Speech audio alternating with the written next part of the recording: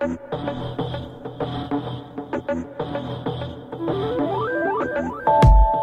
to the Tony Scott Internet Show. I am, of course, Tony Scott. Happy Friday. Yes, I know I didn't have a show yesterday. I wasn't feeling good yesterday. I was just, I don't know what it was, but wasn't feeling too good. But I got a lot of stuff to talk about today on the Tony Scott Internet Show. First things first. Of course, we always seem to be talking about Ferguson and what's going on. Now, yesterday, St. Louis County Prosecutor Bob McCullough said the grand jury leaks are not coming from the grand jury. And my question would be, how do you know that? And I'm not disputing what he's saying. I'm just saying, how do you know that? How do you know that? You ask them? What, you going to take them on their word? Come on, man. Why would anybody admit to you that they've been leaking information when they know they're going to get in trouble? Dismissed from the grand jury or even more, because I think it's against the law to do that, isn't it? So why would they tell you the truth? How do you know? Now, the Post-Dispatch says the stuff that they ran with in some articles recently did not come from a grand jury member or the grand jury in general at all. So the New York Times, New York Daily News, one of them said the same thing.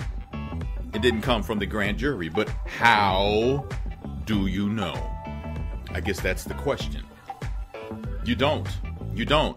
Is it harming the process? Absolutely. Even Eric Holder, our Attorney General, wants the leakers to shut up. Those are his words. He wants them to pipe down. But the leaks, they keep coming. And I think the leaks are doing what people intended them to do, is to get into the heads of people believing that there's not going to be an indictment.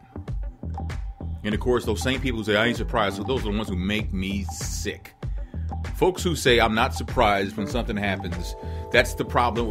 That's why you keep getting not surprised, is because your whole mental state basically cosigns whatever happens. And it is what it is, and it shouldn't be that way. Not in my opinion. You know what needs to stop, and I don't have an answer for this, but these political ads, for the love of God.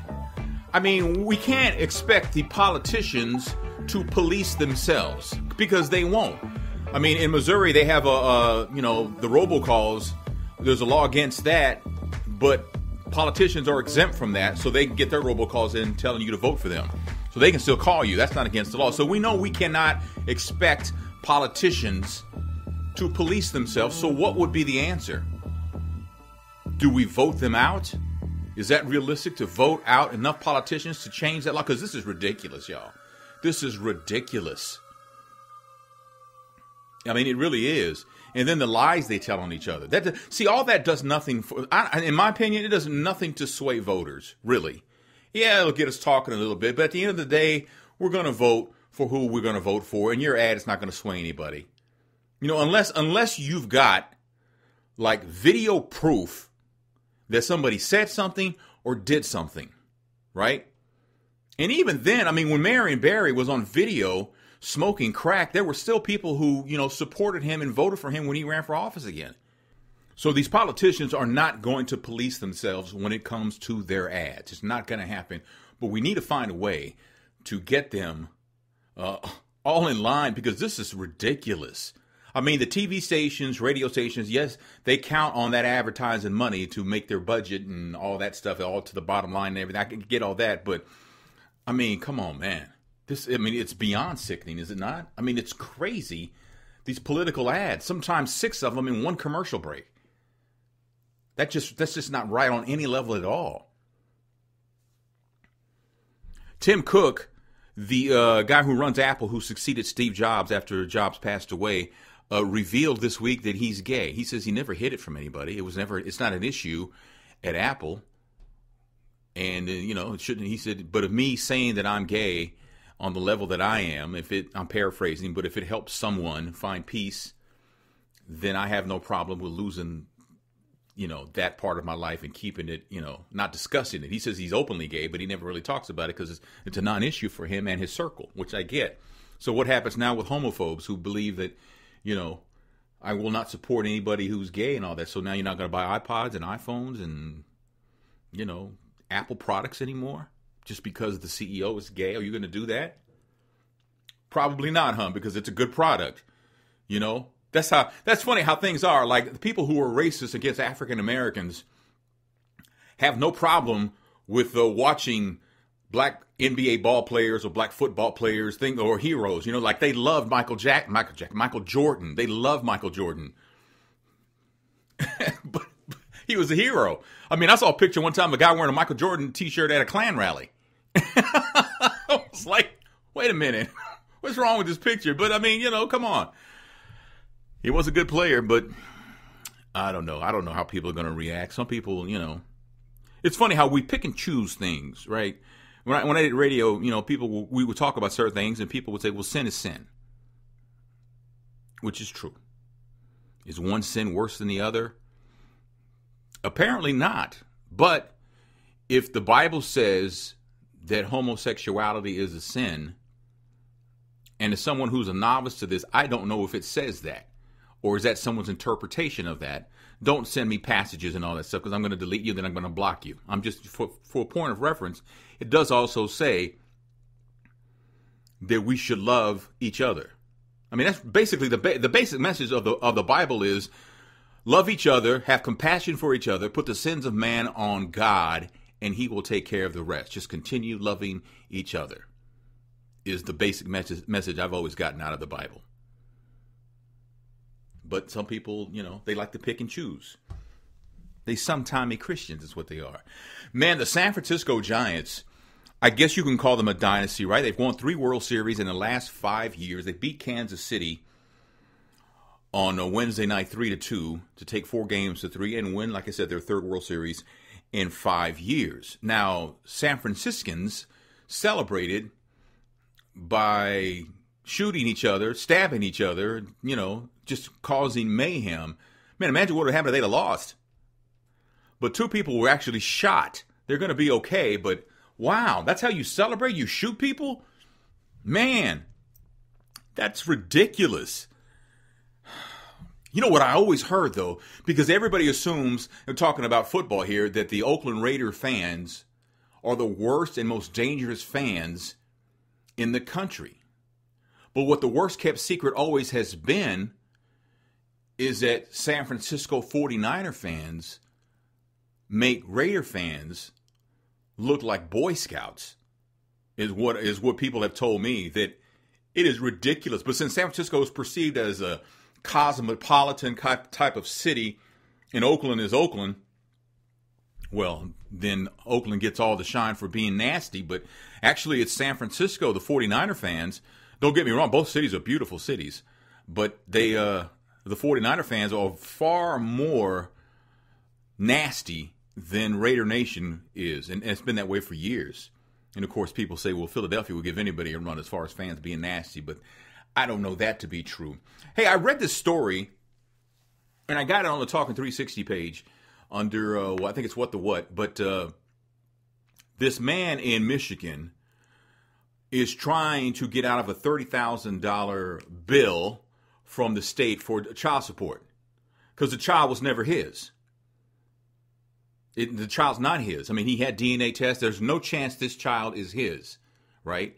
Now, the judge says, you're on the hook for this because you never came to court when we sent you a summons. Now, let's back up. Let's back up a little bit more, okay? The mother of the child in question put his name down on an application because she had to put down the father of the child, so she put his name down. So she lied out the gate. This is what started the whole mess. You follow me? Then he was served, the processor went to his father's house and served the papers and signed like a receipt or something saying that he served the papers to this man. Well, he didn't. He did not do that because the man in question at the time was in jail.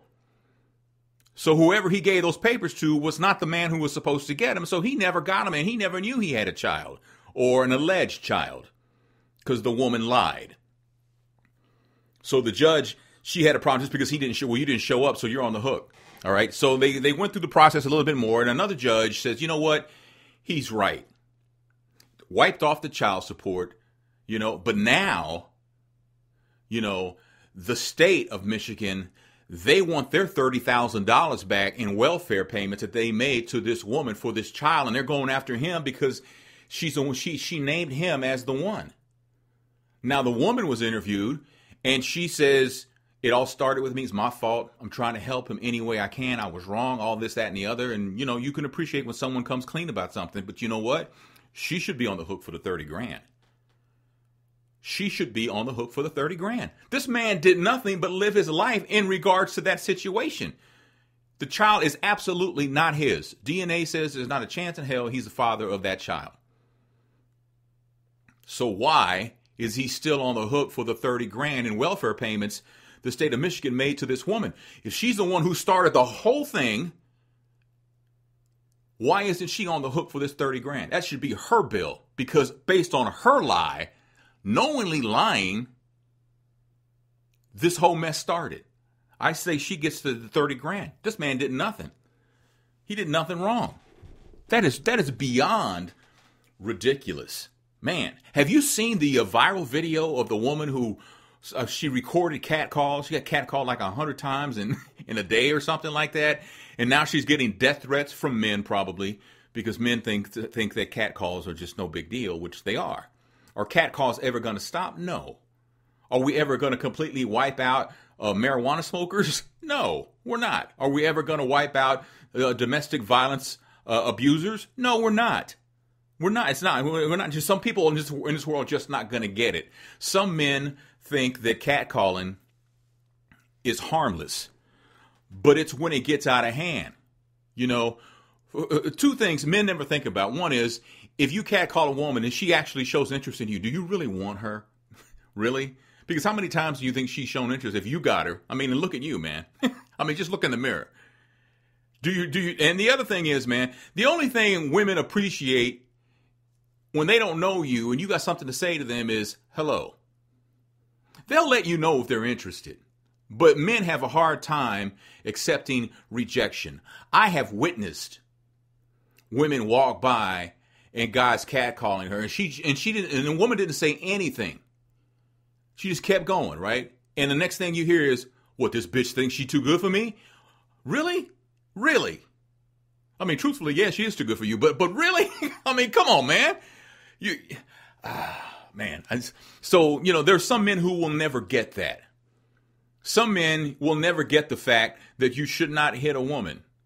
You know, they just won't get it. Not because, you know, she hit me first.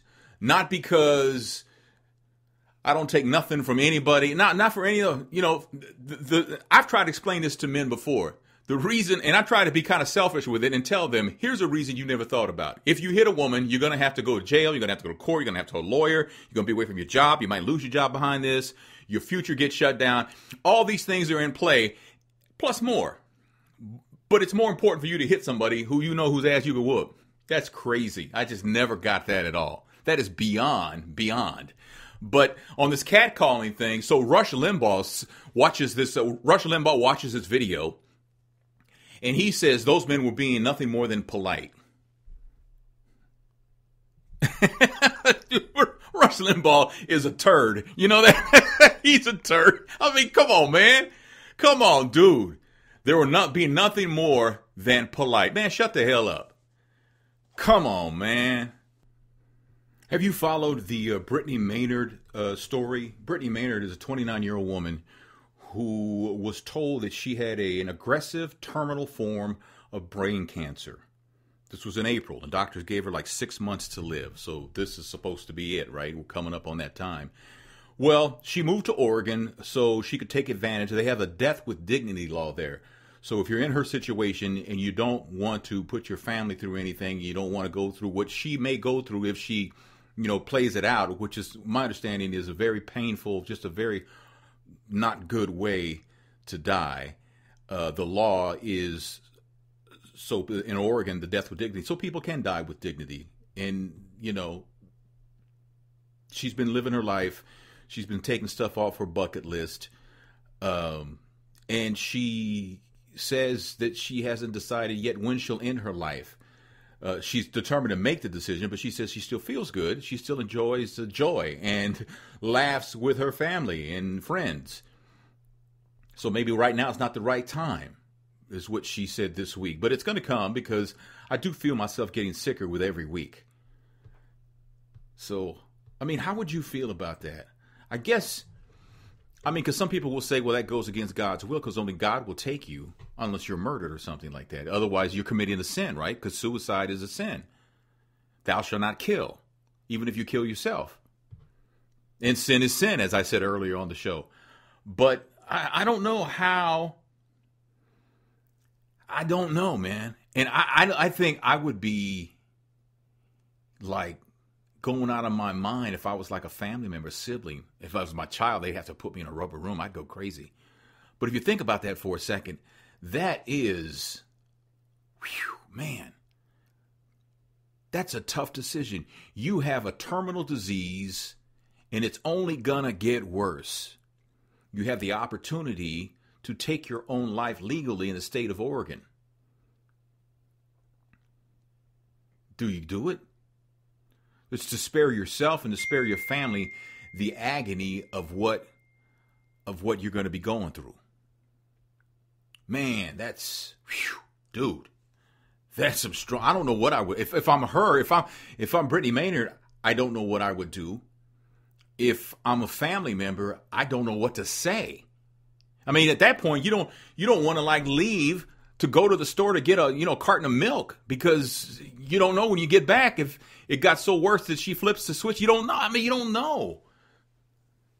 Obviously, it's more complicated than that, but still, that's a tough decision to make.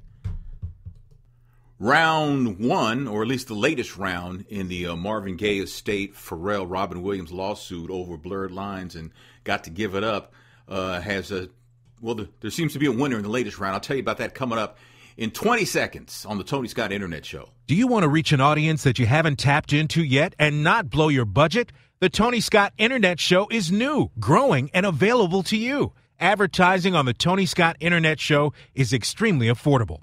Contact us at advertise@TonyScottShow.com. Hey, welcome back to the Tony Scott Internet Show, Friday edition, Halloween. What are you going to be for? I'm at the point all my kids are done with trick-or-treating. I mean, my youngest one is 15, so they're done with trick-or-treating. No more. In fact, Maria's going to be hanging out with a friend of hers tonight, and Olivia's on campus, whatever they do. So it's going to be me and my wife at home by ourselves. What will we do? What will we do? No, we won't be doing that, but what will we do? A judge yesterday told Pharrell Williams and Robin Thicke no. They wanted a motion for summary judgment in their lawsuit that accuses their hit Blurred Lines of borrowing too much from Got to Give It Up, Marvin Gaye's classic song from 1977. They filed their lawsuit in September after pretty much receiving threats from Marvin Gaye's family. They wanted relief that Blurred Lines was not infringing, painting them as attempting to claim ownership of an entire genre. Well, that's how they were trying to paint the Marvin Gaye family, which led to a countersuit where Marvin Gaye's camp asserted that the song was infringing and that Robin Thicke had a Marvin Gaye fixation. And he also stole After the Dance for his song Love After War. I mean, they come to court with musicologists and mashups and just debating copyright law. And then remember Robin Thicke's deposition where he basically admitted that Pharrell did everything. He threw Pharrell under the bus. He says, I was so high that I didn't even participate in the writing of the song. Pharrell pretty much did it all. So now you threw Pharrell under the bus. But the Judge Kronstadt's conclusion is that the trial should not, the case should not end now. So it's going to go to trial in February of next year. So we'll see. The judge says that Marvin Gaye's family have made a sufficient showing that elements of Blurred Lines may be substantially similar to protected original elements of Got to Give It Up. So we'll see what happens with that, right? They're going to trial, though. Congratulations are in order for Terrence Howard. His wife is expecting their first child. This is his third wife. He's got three children with his first wife, Lori. And I don't think he had any children with his second wife, Michelle Gint, but him and his current wife, Miranda, are expecting a child. he's got a new series coming up with Taraji P. Henson called Empire. I give that maybe 6 weeks. I've seen the previews, and it's just stereotypical, drama behind music. Like black folks, the only thing they can do is stories about music, the music business, and betrayal, and just drama. It's just impossible for any other script to be written. Yes, I know it employs actors and all that stuff like that, but come on. Can we aim higher, man? It's 2014. Can we do that? Can we aim higher? How about a serious drama about a black president? Kind of like the West Wing, only the president is black. Just something. How about never mind. I don't know. You just get tired of that same old formula, right? It just gets tired after a while. And I mean, how many times has this been tried before? Remember the one where the guy who played Eve's boyfriend on her sitcom, he was part of some series, and it was just like this, right? So I mean, enough is enough with all that. All right. Hey, what are you going to be for Halloween? Are you going to a Halloween party? The people who are dressing up like Ray Rice and his wife Janae are sorry ass people. You're sorry ass. Let me just put it out. You're sorry ass people, especially when you take it a step further with the baby doll. Is that the right one? No, that was the Adrian Peterson one. When you dress up in blackface. I spoke on this before. What in your mind thinks that dressing up in blackface is okay for Halloween? It's just Halloween, it's just a joke. No, it's not a joke. It's not a joke. If it's a joke to you, you don't understand, man. You have no clue. Your stupid ass has no clue as to what's offensive in today's society. Oh, we're too politically correct. No, blackface has been frowned upon for many, many, many, many years. Since before your mom and daddy were born. It's not, people don't feel any different about that. It's still offensive. But it's only Halloween. Shut the hell up. Shut up. Just shut up. I mean, come on, man. I'm going to leave it right there, man. It's Friday. It's Halloween. I'm in a good mood. I feel a lot better than I felt yesterday. And that's a good thing because if a brother ain't got a health plan, then a brother can't go to the doctor. So I'm feeling a lot better today. Thank you so much for the week, listening and everything, and sharing and posting and reposting and telling friends, hey, Tony Scott's, if you're in St. Louis, Tony Scott's got a show now. I do. We're almost like a month in of shows, so I appreciate you so much. Have a great, safe weekend, and I'll talk to you later.